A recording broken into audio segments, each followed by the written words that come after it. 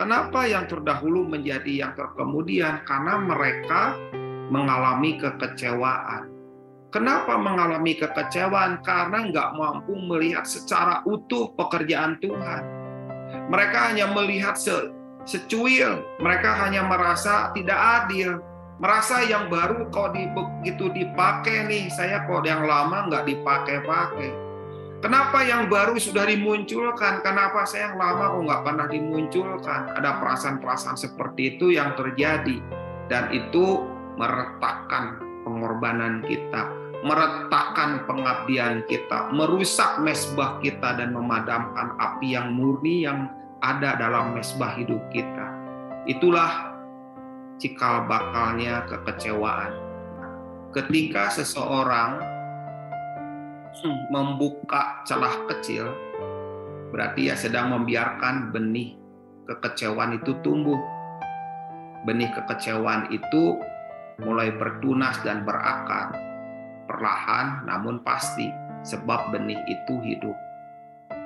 Mungkin ada orang-orang menganggap bahwa hari ini sedang duduk bersama-sama dengan kita, tapi dalam hatinya ada celah yang terbuka.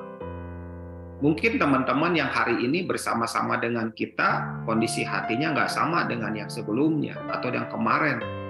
Mungkin bukan teman, tapi diri kita sendiri. Ada keretakan karena kekecewaan. Keretakan itu hati-hati. Dan banyak orang menganggap bahwa kekecewaan itu bukan masalah, bukan hal yang serius. Banyak orang menganggap bahwa kekecewaan itu adalah hal yang lumrah. Mungkin betul, tetapi kita mau lihat kenapa banyak orang kecewa berakhir menjadi orang yang kehilangan banyak hal. Tadinya mereka orang-orang yang berada di garis depan, sekarang berubah, tidak di garis depan lagi, nggak sepenuh hati lagi. Mereka diam-diam menarik diri, diam-diam melepaskan tanggung jawabnya, tidak lagi menjadi orang-orang yang bersama-sama menjadi rekan sekerja. Kekecewaan itu adalah masalah yang serius. Kekecewaan itu sanggup mengubah orang yang mengalami Tuhan menjadi orang yang kehilangan perjalanan hatinya di hadapan Tuhan. Mereka tidak lagi mempunyai hati yang sama. Mereka menjadi orang-orang yang sedikit demi sedikit bukan memberi tapi menarik diri. Kalau dulu awal-awal waktu cinta mula-mula, mereka adalah orang-orang yang memberi diri.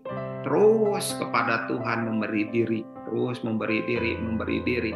Tapi hari ini diam-diam, gak berbicara kepada siapapun, dia sudah mulai menarik diri. Sedikit demi sedikit, lambat atau cepat terlihat bahwa yang dulu orang-orang itu adalah orang-orang yang berada di garis depan. Mereka mempunyai suara-suara yang menggetarkan surga.